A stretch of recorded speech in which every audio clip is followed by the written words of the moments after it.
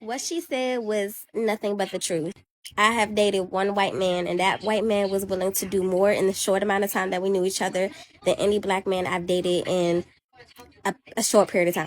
When I say down to do anything, it wasn't long drawn out texting for weeks and stuff, and then we go out 3 weeks later. I'm talking, this man was ready to go out the next day. He was like, okay, let me take you out for sushi because I know you like sushi the next day. I'm not talking about marriage and things like that because obviously I think that takes a little bit more time, but he was definitely more willing to like get things going. Hey, let's do this, let's do this. A black man, I don't know if it's because I don't know what it is with y'all. I don't know. Y'all are, yeah, I don't know. That's why I had to kind of leave y'all alone a little bit. It got too complicated with y'all. I just need somebody that's easy. We meet each other online because I don't get out enough to meet people, so I do online dating.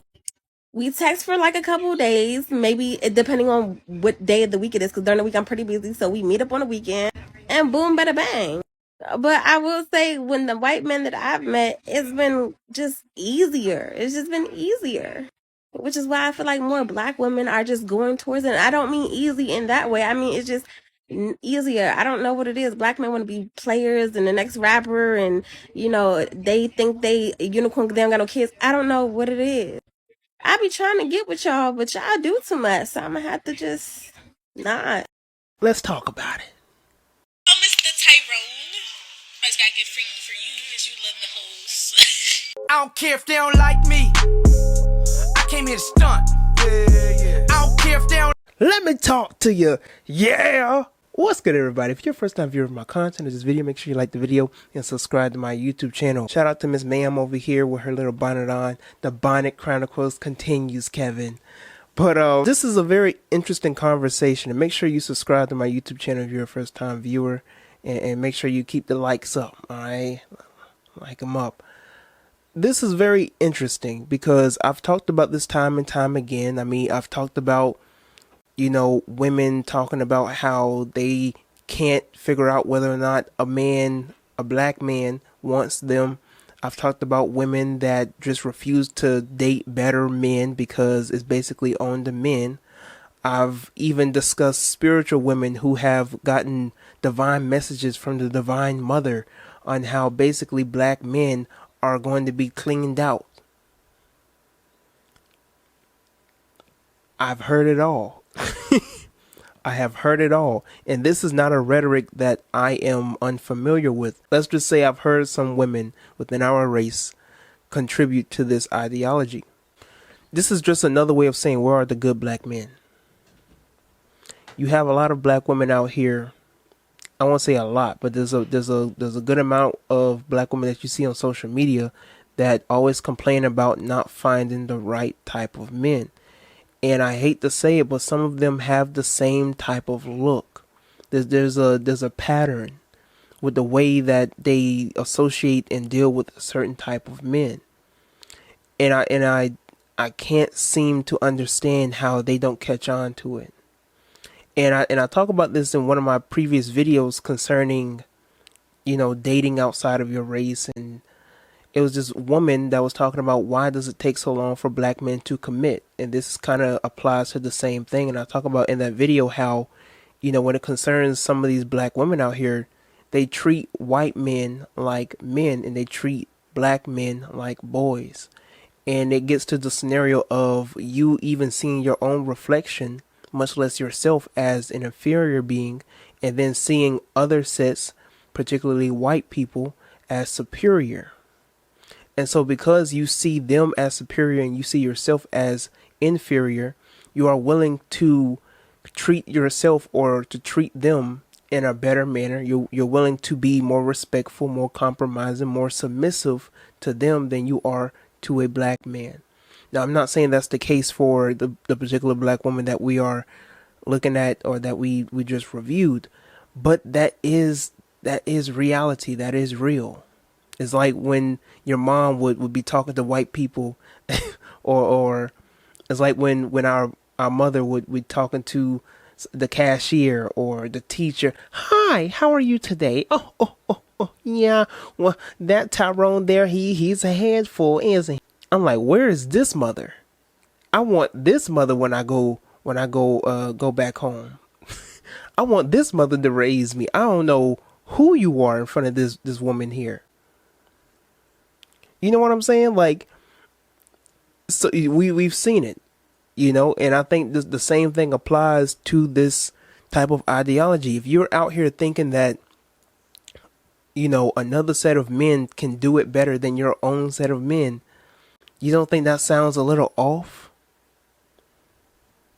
You know, I understand we've all experienced some negative events and occasions with our own people, but you've met one, and she said in her video, she met one white man, and that's what did it for her.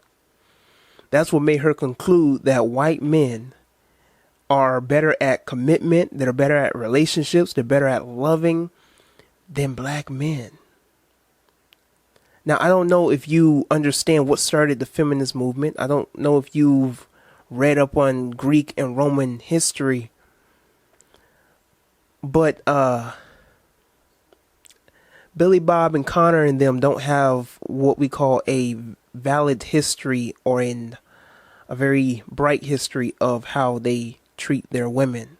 The only difference is that you don't really hear about this collision between white men and white women on social media. They don't apply race to it.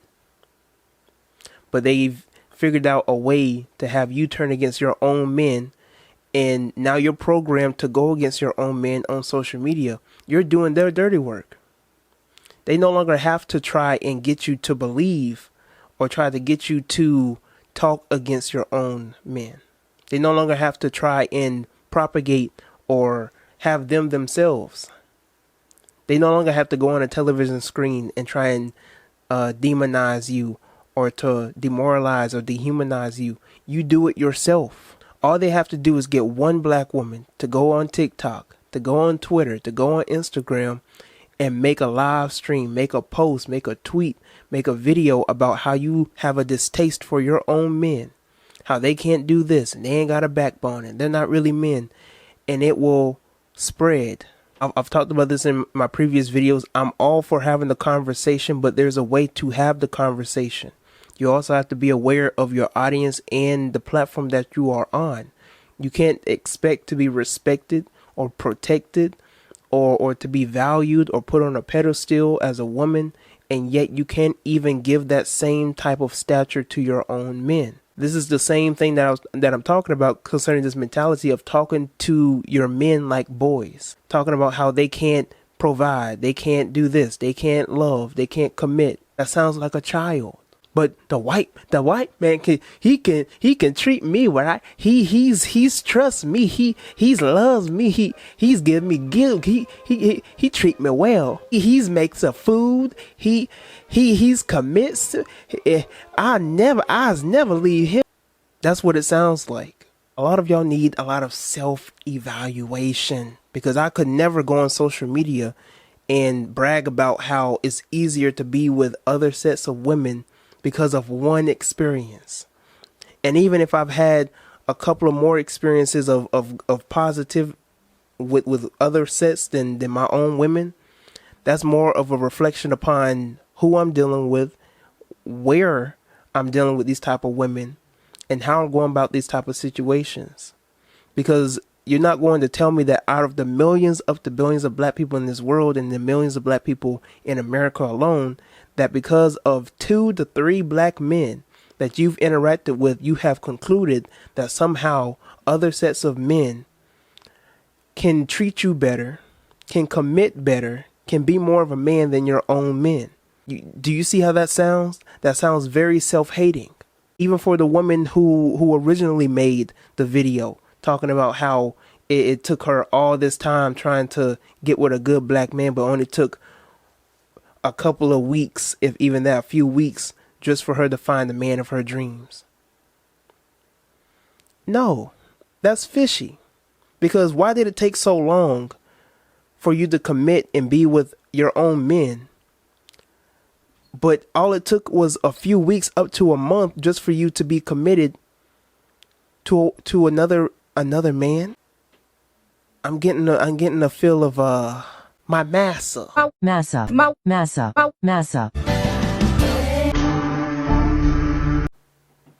Vibes. That's what I'm getting here. This is going to be very controversial, but I think the reason why a lot of y'all say that y'all have a longer time committing with black men than other sets of men is because you have this slave mentality of committing and submitting and being more subservient and being more compromising with other sets of men than you do your own men. I think it's because you value more men outside of your race.